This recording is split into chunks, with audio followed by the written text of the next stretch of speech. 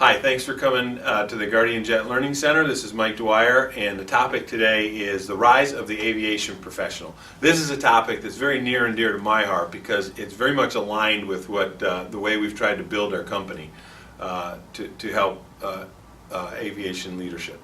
So just for fun, the way we got started on this topic is we knew we wanted to do some research on it. We got our hands on a 1972 NBAA membership list, and we went through the leadership of all the members. Almost all pilots, and so that tended to be the way, back now 40 years, the way that flight departments kind of were selected, or was it the chairman?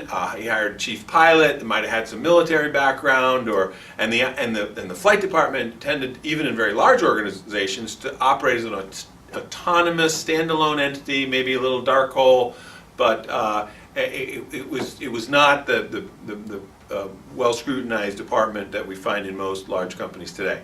One of my favorite descriptions by a very, very switched on aviation business leader today was when he was a young pilot. He went into his boss and he said to him, "Hey, listen, I think we should do some fleet planning and start looking at this like a business." And his boss had his feet up on the desk and he was reading the paper and he said, "Listen, son, when we need new airplanes, the boss will tell us. Thanks, go back to work, flying the line." Put the paper up. And so that's kind of the way things were done in the old days.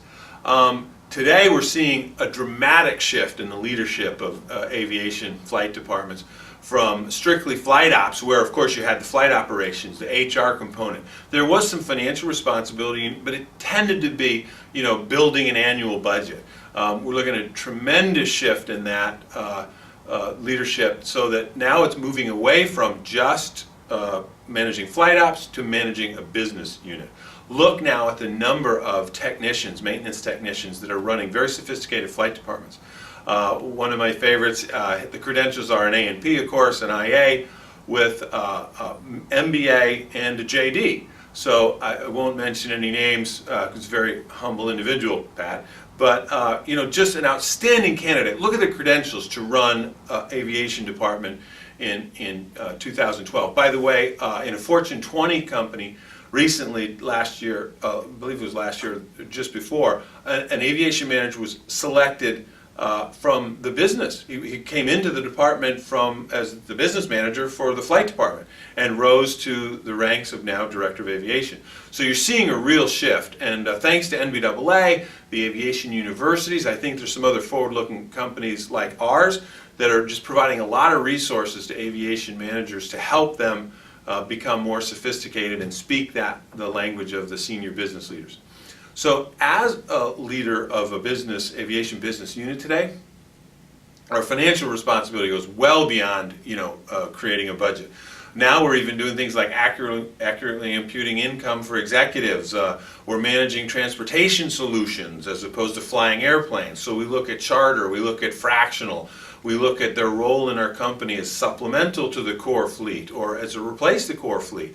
We look at it and we make a business decision. There's a toolbox, and all these components are tools that go in the box. And that's different from just driving airplanes and fixing airplanes in the old days. We also look at creating fleet plans that are consistent with capital budgeting criteria, from P&L book reporting, life cycle cost, NPV, to associate the time value of money with the fleet. And so there's a lot more going on now. And the bottom line is that the aviation manager today wants to be integrated into the strategic vision of his company. He wants to speak the language and present his case in the language, in the format that business leadership it speaks. And he earns the right to say, this is what we think makes the most sense for our company in our flight department. And it's just a very exciting time. We're very excited to be a part of it. And please get in touch with us if you think that we have some resources in our learning center that will help you do that. The bottom line, we want to help you do your job better.